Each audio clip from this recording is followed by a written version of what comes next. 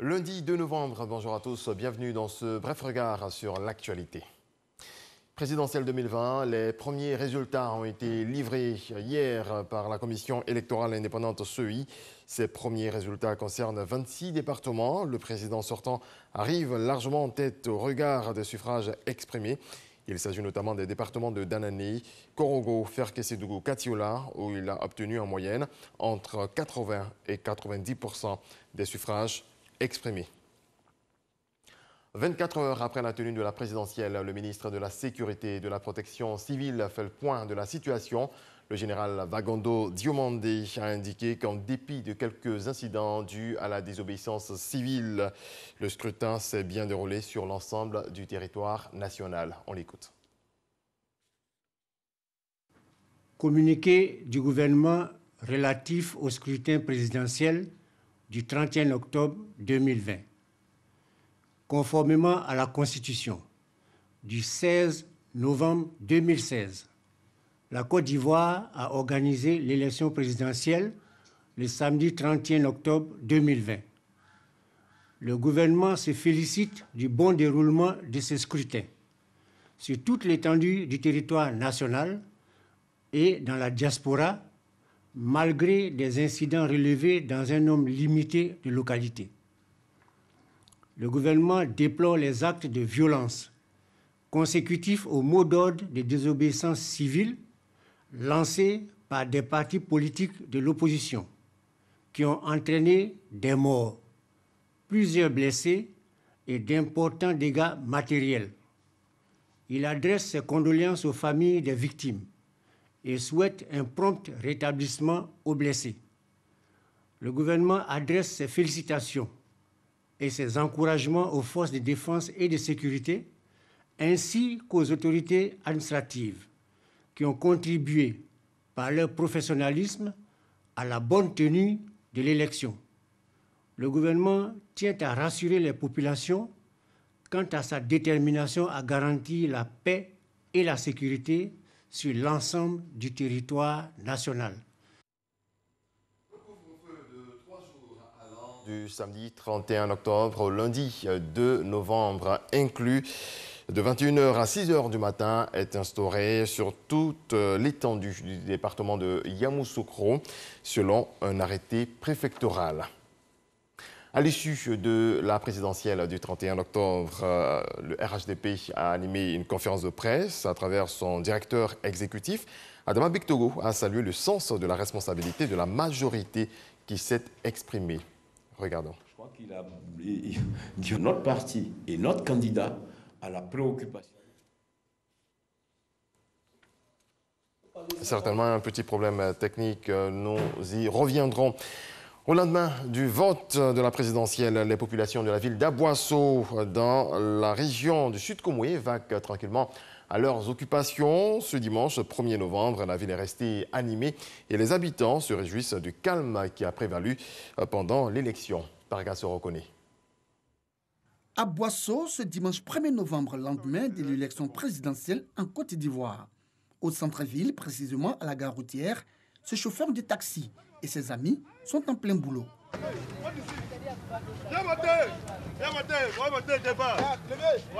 Je me suis levé à 5 heures par là et j'ai commencé à travailler et je n'ai pas eu de problème.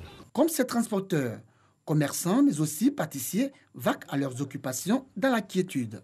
Oui, ça va. Ça va, merci. Il n'y a pas de problème, tout bro. Moi, j'avais peur même de sortir, mais plus que je suis venu, je vois qu'il n'y avait rien du tout.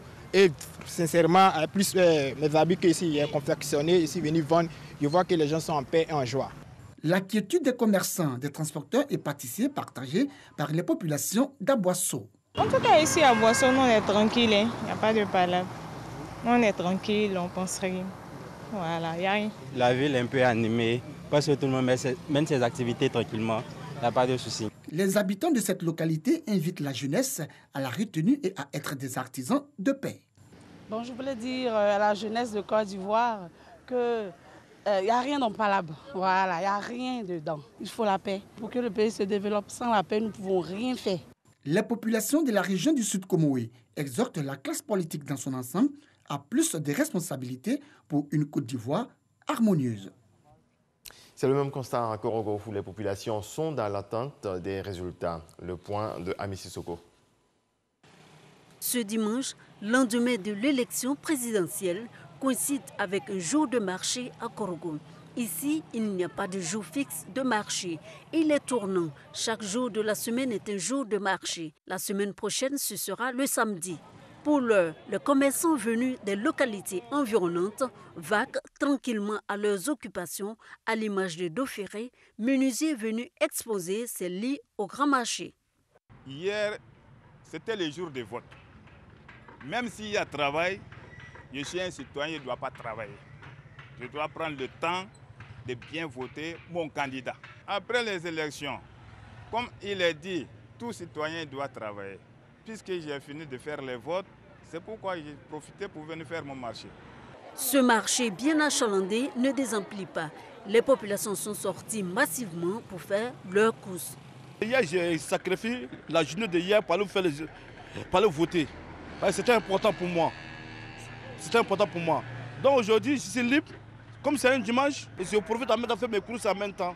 Voilà, j'ai fait mes courses bien calmement, il n'y a pas de problème. Il n'y a pas de... Pour dire que non, il n'y a pas là, non, il n'y a rien.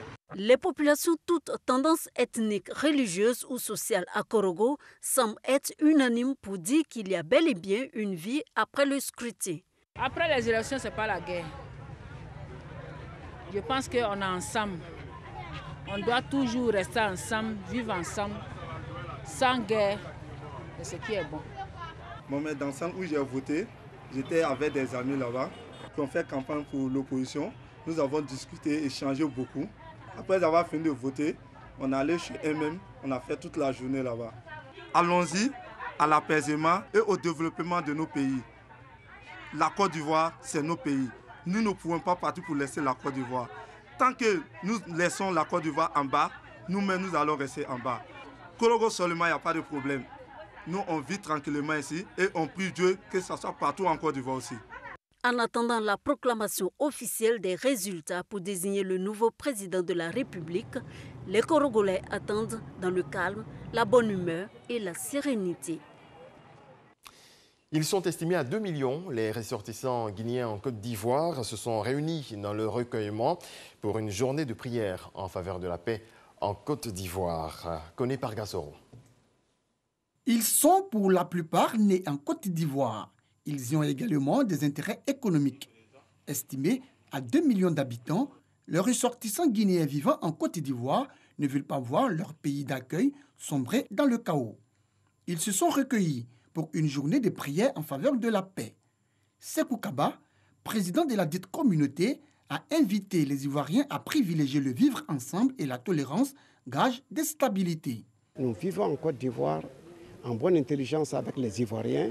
Nous nous sommes réunis entre Guinéens, entre nous ici aujourd'hui, avec nos compatriotes, nos frères de la Côte d'Ivoire, pour prier pour la paix.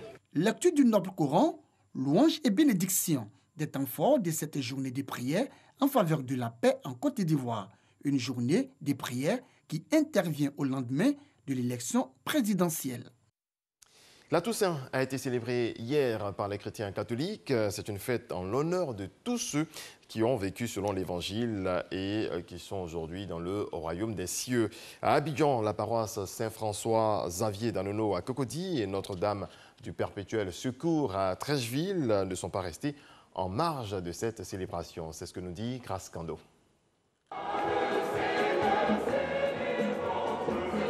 La fête de la Toussaint célébrée ce dimanche par les fidèles.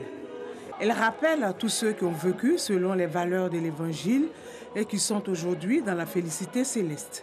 Ces saints connus et inconnus ont emprunté le chemin des béatitudes qui se résume à l'amour, l'humilité, la tolérance et la paix. À Saint-François-Xavier d'Anono, l'événement a été commémoré. Notre vie est rythmée par l'amour qui va à l'endroit de son prochain. C'est dans ces petites choses comme ça qu'un jour nous aussi, nous pouvons tendre à la perfection aussi être saints demain. Nous devons poser des actes de pardon. Nous devons poser des actes sincères. La vie de ces saints doit être un modèle pour tout fidèle chrétien. Tout chrétien est appelé à la sainteté et c'est dans ce sens-là que nous sommes appelés, à travers cette fête du 1er novembre, à imiter Jésus-Christ, a fait être Jésus présent dans notre milieu de vie, dans notre mode de vie, dans notre quotidien. En ces temps qui courent, appelés à devenir saints, nous sommes appelés à être des artisans, des producteurs de paix dans notre cité, dans notre milieu de vie, favoriser cette cohésion, cette fraternité les uns envers les autres. À Notre-Dame du Perpétuel Secours de Trècheville, la Toussaint a été aussi commémorée. Les fidèles ont été invités à l'amour du prochain. On doit prier pour la paix. Parce que Dieu, avant de quitter sur cette terre, nous a laissé la paix. Le commandement nouveau nous a dit aime ton prochain comme toi-même. Donc sans la paix, on ne peut rien faire. C'est le lendemain des élections dans notre pays. Nous prions pour notre pays, nous prions pour ses dirigeants, nous prions pour que les béatitudes que le Christ nous propose comme voie et moyen pour entrer dans le règne de Dieu soient inscrits dans nos gènes, inscrits dans nos cœurs, inscrits dans nos comportements, parce que c'est de là que viendra le salut. Après la fête de la Toussaint, ce lundi 2 novembre sera célébrée la commémoration des fidèles défunts. Des prières de supplication seront formulées à leur endroit afin que Dieu leur accorde grâce et miséricorde.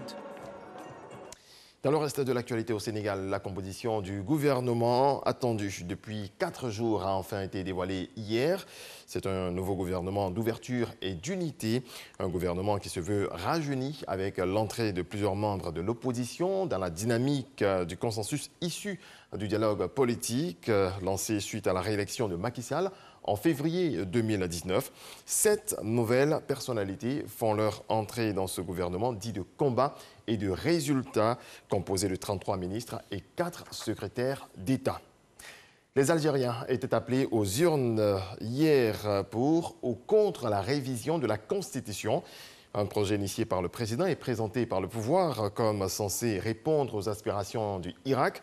Les Algériens ont massivement boudé ce scrutin. Selon l'autorité nationale indépendante des élections, le taux de participation s'établit à moins de 24%. Point final, excellente journée à toutes et à tous. Paix dans vos foyers.